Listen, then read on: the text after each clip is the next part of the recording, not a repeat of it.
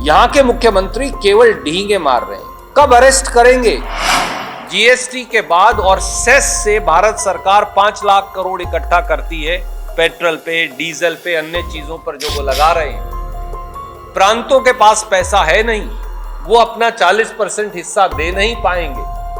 तो इसे बोलते हैं, एक हिंदी की कहावत है, ना बांस रहेगा ना बांसुरी बजेगी। प्रांत की सरकार पैसा ही नहीं दे पाएंगी, केंद्र की सरकार को पैसा देने की जरूरत नहीं रहेगी और मजदूर का काम का अधिकार खत्म हो जाएगा। दिल्ली में बैठकर एक क्लर्क, बाबू या आईएएस अफसर या कोई मंत्री इस देश के 7.5 लाख गांव के बजट का फैसला कैसे कर सकता? वो तो मजदूर फैसला करेगा जहां काम की जरूरत है। इस देश के मेहनतकश किसान और मजदूर को बांटने की साजिश की गई। शायद इसीलिए सबसे पहले उन करोड़ों भगवानों के कानून की गारंटी से महात्मा गांधी का नाम हटाया। और पिछले 11 सालों से मोदी जी ने प्रचार के लिए, मशहूरी के लिए महात्मा गांधी का चश्मा तो उधार ले लिया, पर उनके आदर्श जो हैं वो कूड़ेदान में डाल दिए, उनकी सोच जो है। और इसी तरह भगवान राम के नाम पर सत्ता तो हथिया ली, पर रामचंद्र तो हमारे पास है और भगत भी हमारे पास हैं और दोनों को विजय दिलाने वाले अजय भी हमारे पास हैं। जब जरूरत पड़ता है तो जनता का मोह को मोटिवेट करने के लिए महात्मा गांधी का सहारा लेते हैं, उनकी चश्मे का सहारा लिए, उनकी डंडा का सहारा लिए और आज उनका नाम को ही मिटाने का काम। शुक्रिया। प्रदेश कांग्रेस कमेटी के अध्यक्ष श्री भक्ताचरण दास जी, हमारे प्रभारी उत्तर प्रदेश के पूर्व प्रदेश कांग्रेस कमेटी के अध्यक्ष हमारे साथी श्री अजय कुमार लालू जी, सीएलपी के लीडर रामचंद्र जी, आदरणीय खुंटिया साहब, मेरे सहयोगी साथी एआईसीसी के सेक्रेटरी कुसुम जट्टी जी, हमारे चीफ स्पोक्सपर्सन अरविंदा दास जी। सबसे पहले तो सभी पत्रकार मित्रों को नए साल की बहुत शुभकामनाएं। ईश्वर करे कि आपका ये नव वर्ष सेहतमंद हो, आजकल सबसे बड़ी बात वो है, और परिवार में सुख रहे, समृद्धि रहे, ऐसी हम सब की मनोकामना है।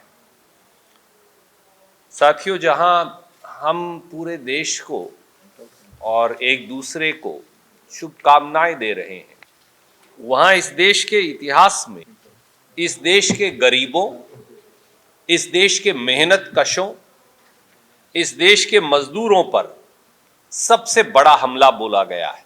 काम के अधिकार का कानून, जिसे महात्मा गांधी नरेगा कहते थे, दिल्ली की मोदी सरकार ने, भाजपा सरकार ने, एनडीए सरकार ने एक बड़ा प्रहार किया साल के अंत में और करोड़ों करोड़ों मजदूरों से, अगर मैं प्रिसाइजली संख्या दूं तो लगभग 12.5 करोड़ मजदूर इस देश के सीधे प्रभावित होंगे और परिवारों की संख्या लगा ले तो आप 5 से या 4 से गुना करें तो लगभग 50 करोड़ देश के लोग इससे सीधा प्रभावित होंगे।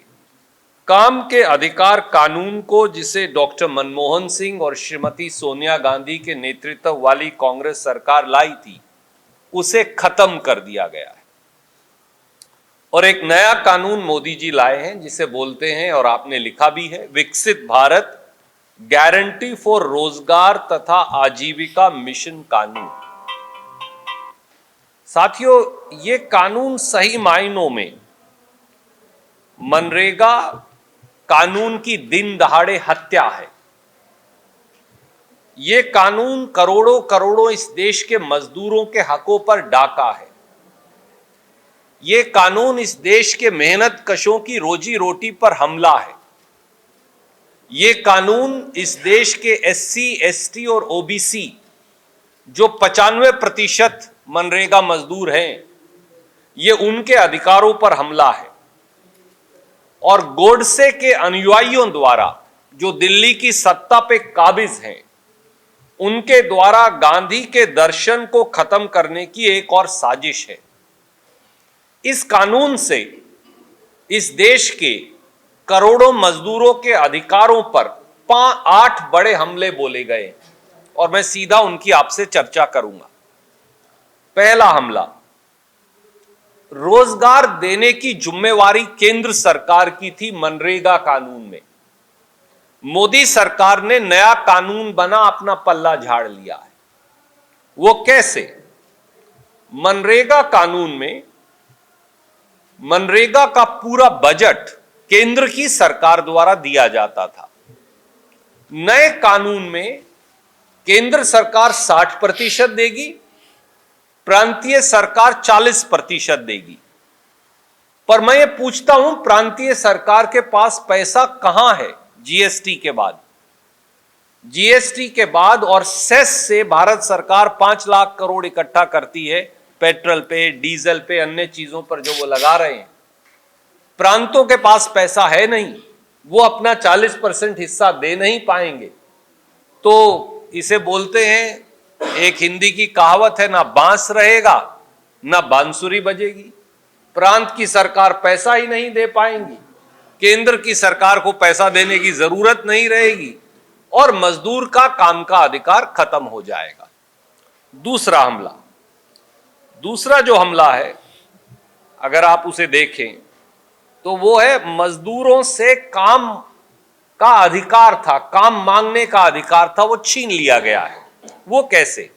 मनरेगा जो कानून था वो डिमांड ड्रिवन था, यानी कोई मजदूर भी देश के किसी गांव में पंचायत के पास जाकर काम मांग सकता था या उसे काम देना पड़ता 7 दिन के अंदर, और नहीं तो बदले में तनख्वाह देनी पड़ती। ये मनरेगा कानून। नए कानून में मोदी जी ने लिख दिया, अब दिल्ली में सरकार तय करेगी कि किस प्रांत के किस हिस्से में कौन से गांव में कितना काम देना है। तो 7.5 लाख से ज्यादा गांव इस देश में हैं।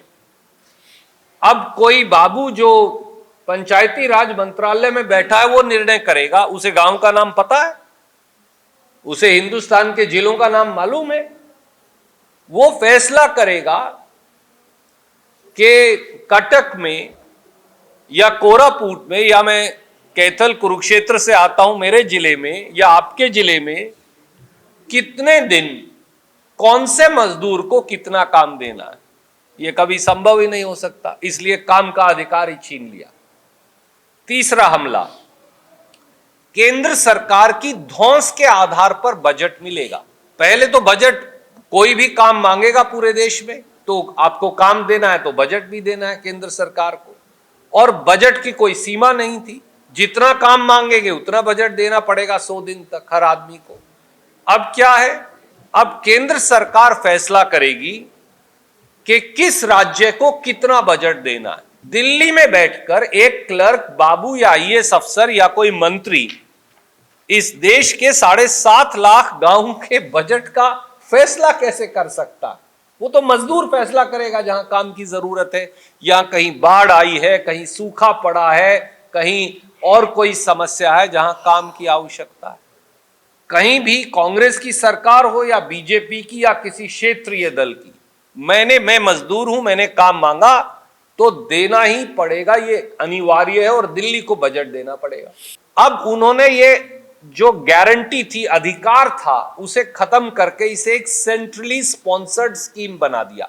तो जैसे जल जीवन योजना है या प्रधानमंत्री सड़क योजना है, ऐसे ही अब ये नया कानून इस देश के मेहनतकश किसान और मजदूर को बांटने की साजिश की गई।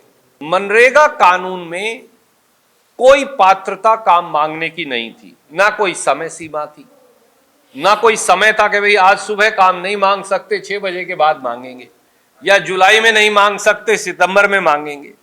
अब उन्होंने ये लिख दिया कि हर साल 60 दिन तक फसल के सीजन में कोई मजदूरी नहीं, पंचायत के अधिकार खत्म, दिल्ली को सब अधिकार। देखिए, पहले अगर किसी को काम देना है तो पंचायत के पास वो जाएगा, पंचायत में ग्राम सभा वो काम अप्रूव कर देगी और उसे मॉनिटर भी वही करेगी। ये मनरेगा का कानून था। नए कानून में क्या लिख दिया? धारा 4 में कि मनरेगा के सब काम पीएम गति शक्ति से जोड़ने। आप गूगल करिएगा आज जाकर वापस, पीएम गति शक्ति क्या है। पीएम गति शक्ति बिग टिकट इंफ्रास्ट्रक्चर प्रोजेक्ट्स है, यानी कोई काम 50,000 करोड़ का है, कोई 1 लाख करोड़ का है, भैया उसमें मनरेगा का मजदूर कहां काम करने वाला है। तो अगर पीएम गति शक्ति का काम कहीं चल रहा है तो मजदूरी मिलेगी, नहीं चल रहा है तो नहीं मिलेगी।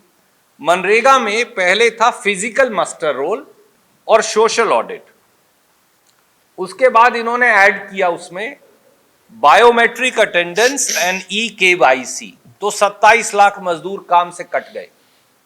अब इन्होंने क्या कर दिया, बायोमेट्रिक ऑथेंटिकेशन, वो क्योंकि खेत में काम करते उनका अंगूठा घिस गया, वो लगता ही नहीं कभी राशन वाले उस पर, सो बायोमेट्रिक ऑथेंटिकेशन होगी ही नहीं मजदूर की, तो बेचारे की कभी मजदूरी पत्थर तोड़ने के लिए या कुआं खोदने के लिए या पानी के लिए नाला खोदने के लिए आर्टिफिशियल इंटेलिजेंस की कहां जरूरत है, या ग्रोक की, ये सब लगा दिया। यानी ना बांस रहेगा ना बांसुरी बजेगी, इतनी शर्तें लगा दो वो कभी लागू नहीं हो पाएगी। नए कानून में लिख दिया कि अब मजदूरों को मिनिमम वेज देना अनिवार्य नहीं। शायद इसीलिए सबसे पहले उन करोड़ों भगवानों के कानून की गारंटी से महात्मा गांधी का नाम हटाया।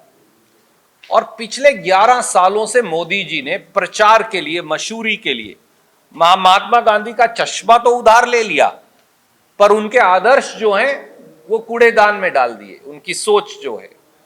और इसी तरह भगवान राम के नाम पर सत्ता तो हथिया ली, पर रामचंद्र तो हमारे पास है और भगत भी हमारे पास हैं, और दोनों को विजय दिलाने वाले अजय भी हमारे पास है। भगवान राम के नाम पर सत्ता तो हथिया ली, पर राम के आदर्शों को तिलांजलि दे दी। ये मनरेगा को खत्म कर रहे थे और अब इन्होंने कानून ही पूरा का पूरा खत्म कर दिया। ये इस देश के गरीबों पर, इस देश के मजदूरों पर, इस देश के मेहनत कशों पर हमला है। और संसद के अंदर भी राहुल जी ने भी बताया, खड़गे जी ने भी बताया, हम फिर दोहराते, हमने बताया था कि मनरेगा में 47 से 48% लोग जो काम करते हैं वो पिछड़ी जातियों से हैं, बाकी SC और ST समाज से हैं, और लगभग 6% सामान्य वर्गों से। तो इस देश से SC ST OBC के अधिकार खत्म कर रहे हैं, इसलिए एक बड़े जन आंदोलन की तैयारी है। 10 जनवरी 2026 को जिला स्तरीय प्रेस कॉन्फ्रेंस होगा। 11 जनवरी 2026 को सभी जिला मुख्यालयों पर महात्मा गांधी जी, बाबा साहब भीमराव अंबेडकर जी के प्रतिमा के नीचे 1 दिवसीय उपवास और प्रत्यात्मक विरोध का कार्यक्रम होगा। 12 जनवरी से 29 जनवरी तक पंचायत स्तर पर हम जनसंपर्क करेंगे। कांग्रेस के कार्यकर्ता, जो सरकार ने हमला किया है, मनरेगा को कमजोर किया है, इससे मनरेगा मजदूरों को क्या नुकसान होने वाला है, देश के लोगों का क्या नुकसान होने वाला है, इस बारे में विस्तार से हम पंचायत स्तर पर जनसंपर्क करके बताने का काम करेंगे। 30 जनवरी 2026 को हम वार्ड स्तर तक शांतिपूर्ण धरना करेंगे। 31 जनवरी से 6 जनवरी तक जिला स्तरीय मनरेगा बचाओ धरना कलेक्ट्रेट पर करेंगे। 7 फरवरी से 15 फरवरी तक राज्य स्तरीय विधानसभा का घेराव कांग्रेस पार्टी करेगी। 16 फरवरी से 25 फरवरी तक इस उड़ीसा राज्य के 4 जगहों पर चिन्हित कर बड़े सभाओं का आयोजन कर पुरजोर तरीके से इस सरकार के आक्रमण के खिलाफ कांग्रेस पार्टी रैली आयोजन करेगी। जैसे भाई साहब ने बताया कि 12 करोड़ मजदूर, मतलब लगभग 50 करोड़ परिवार, 50 करोड़ फैमिली मेंबर, एक मजदूर का जो परिवार रहता है, 5 परिवार, तो आप देख लेंगे तो 50 करोड़ जनता प्रभावित हुए हैं इससे। डॉक्टर मनमोहन सिंह जी ने जो इंक्लूसिव ग्रोथ के नाम पर बहुत अध्ययन करने के बाद आदरणीय श्रीमती सोनिया गांधी जी के मार्गदर्शन से ये नरेगा बना था